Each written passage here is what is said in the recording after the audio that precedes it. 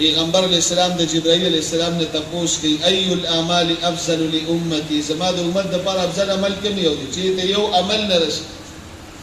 جبرائیل علیہ السلام فرمایل العلم، عالمان دي جوړ شي، علم ته یو عمل نه رسي، ځکه علم د الله صفت دی، علم د ټولو پیغمبرانو وراثت دی، علم نور دی، علم هدایت دی، علم رڼا ده، او د دین هر شعبه د علم محتاج ده.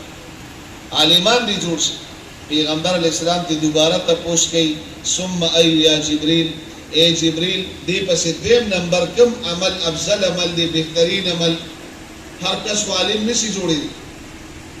جبرائیل علیہ السلام تو فرمیل زیارت العالم، عالم نسی جوڑی دی نو دا عالمانو زیارت کوا، دا دوی خدمت کوا، دوی سر مین محبت کوا، دا دوی پس صحبت و مجالسو کی ناشتا کوا، دا استاد پارا عبادت تے استاد پارا بہترین عمل دی.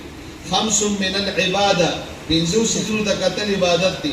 النظر الى الكعبة، بیت اللہ شریف تکتل عبادت تی. النظر الى زمزم، زمزم ابو تکتل عبادت تی. النظر الى المصحف، قرآن تکتل عبادت تی. النظر الى وجه الوالدین، دا مور پلار مخ تکتل عبادت تی. النظر الى وجه العالم، دا علم مخ تکتل عبادت تی. عالم جوړ شه، عالم نشي جوړېدی، د علماو ملګری جوړ شه، د دوی قدردان جوړ شه. کن عالما، حدیث کې راځي په خپل عالم جوړ شه، او متعلما، طالب العلم جوړ شه، او مستمع، د دې خلکو اوریدونکي جوړ شه، او خادمه، راشه د دې علماء کرامو د دې مدرسې خادم جوړ شه. ولا تكن خامسه، پنځم جوړ نشي هلاک بشي. والخامسه ان تبغض العلم واهله، پنځم څوک دی چې عالم هم بدی شي، مدرسې هم بدی شي، د مدرسې طالب علمان هم بدی شي، مسجد ته د مونځ دپاره راشي امام هم بدی شي، قاري صاحب هم بدی شي، د قاري صاحب شاګردان هم بدی شي. دا پنځم جوړېدل دی، الله دې موږ تاسو د پنځم جوړېدو نه وساتي. جبرائیل علیہ السلام فرمائل سراج امتک فی الدنیا والآخرہ، استاد امت پر دیوا لاٹین ہدایت رنا پا دنیا آخرت کی عالم دی. توبا لمن عرفهم و احبهم، پا مقدس مکی خیار خلق، خوش قسمت خلق آگری چه علماء کرامی او پی جندل، دوی سر مین اکلا، دوی سر محبت اکلا، دوی پا صحبت و مجالسو کی ناست اکلا، دوی کلک مرگرتیا اکلا. والویل لمن انکرهم و ابغضهم، پا مقدس مکی بدقسمت خلق آگری، بدترین خلق چه طول دنیا پی جنده، خو نی علم پی جنده، نی مدرسه پی جنده، نی طلبه کرام پی جندل، بلکہ الٹے د دې خلکو سره بغض عداوت وکړ. زما محترم هر عالم به سر تاج ګڼو، دا د قیامت د علاماتو نه ده. سيأتي على امتي زمان يفرون من العلماء والفقهاء، ډیر زر به زما په دې امت باندې زمانه راشي چې د دې خلکو به د علماو سره مینه محبت ختم شي، د عالمانو نه به تښتي.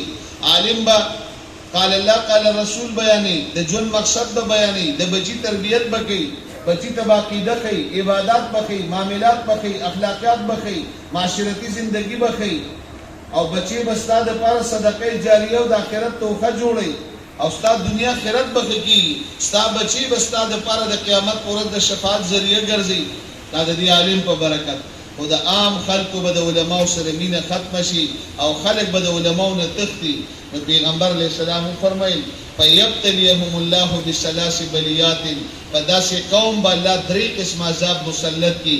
یرفع البرکة من کسبهم، د دوی د کسب نه به برکت ختم شي، ډېرې پیسې به ګټي، برکت به دي، لار به هم تنخوالي، شپږ زامن به هم تنخواداري، په مستو ګریبان به برکت به ختم شي.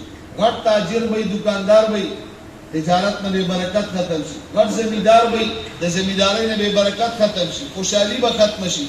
دا چې د کم پلار د علماو سره مینه محبت ختم شي، د ده د کسب نه به برکت ختم شي. او دویم ویسلط الله علیهم سلطانا ظالما، په داسې قوم به الله ظالم حکمران مسلط کړي چې د هیچا به نه کوي، ظالم حکمران به. دا چې کله د علماو د مدارسو سره ربط تعلق کم شو، مینه محبت ختم شو. او درېمه سزا ډیره خطرناکه ده، الله دې زموږ ستاسو د ټولو حفاظت وکړي.